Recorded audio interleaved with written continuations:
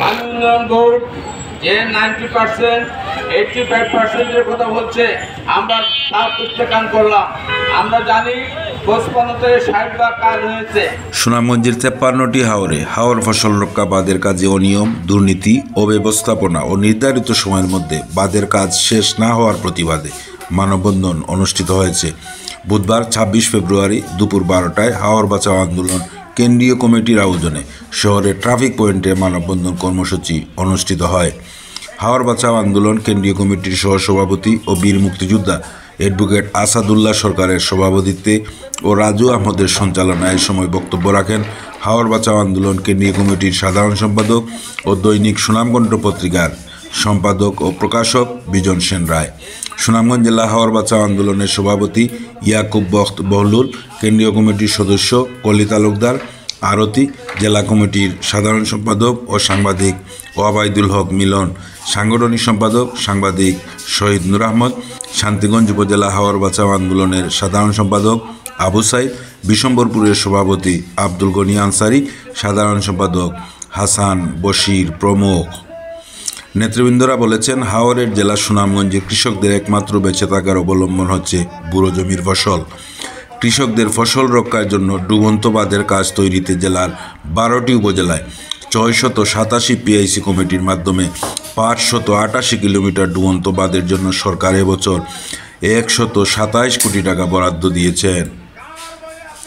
জেলা ফসল রক্ষা বাঁধের মনিটরিং কমিটির সভায় শুরুতেই গত 2023 সালের 15 ডিসেম্বর জেলার 53টি হাওরে বাঁধের কাজ শুরু করে চলতি বছরের 28 ফেব্রুয়ারির মধ্যে সকল বাঁধের কাজ সম্পন্ন করে গাছ লাগানোর কথা ছিল, কিন্তু প্রশাসন ও পানি উন্নয়ন কর্মকর্তাদের লুকোচুরি এবং এ যাবৎ পর্যন্ত সকল হাওরে বাঁধের কাজ 90 ভাগ শেষ হয়েছে তাদের এমন মিথ্যা তথ্যের প্রতিবাদ জানান নেতৃবৃন্দরা বিভিন্ন হাওরের বাঁধ ঘুরে দেখেছেন। আজকে পর্যন্ত গড়ে 50 থেকে 60 ভাগ কাজ শেষ হয়েছে, আর মাত্র 2 দিন বাকি।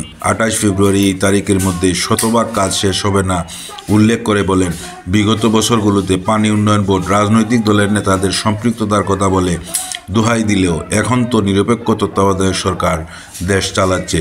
তাহলে কাদের যুগ সাজেশে কমিটি কার বিনিময়ে পাইয়ে দিয়ে কমিশন বাণিজ্যের মধ্যে বাঁধের নামে লুটপাট চলছে? বিষয়গুলো খতিয়ে দেখে দুর্নীতিবাজদের বিরুদ্ধে আইনগত ব্যবস্থা গ্রহণের জন্য সরকারের নিকট দাবি জানান। অন্যথায় এবার যদি হাওর ফসল রক্ষা বাঁধের দুর্নীতির কারণে কৃষকদের সোনালী ফসল ডুবে যায়, তাহলে প্রশাসন, পানি উন্নয়ন বোর্ড সহ সংশ্লিষ্ট দুর্নীতিবাজদের বিরুদ্ধে মামলা করা সহ তাদের ঘেরাও করার হুঁশিয়ারি উচ্চারণ করেন বক্তারা। গত বছরগুলোতে একটি দোষ দেওয়া হতো, দলীয় প্রভাবের কারণে কাজ সঠিকভাবে করা হয় না। বর্তমানে আওয়ামী লীগ দেশ ছাড়া, বিএনপি ক্ষমতায় নেই, জামাতে ইসলাম ক্ষমতায় নেই, তত্ত্বাবধায়ক সরকার ক্ষমতায়। প্রশাসন এখন কাকে ভয় পাচ্ছেন? কার ভয়ে আপনারা দুর্নীতির আশ্রয় নিচ্ছেন?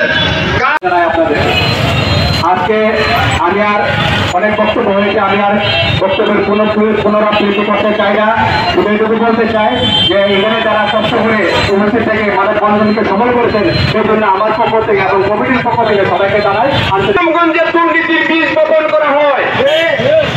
এই পরিকল্পনার মাধ্যমে দুর্নীতির বীজ বপন করা হয়।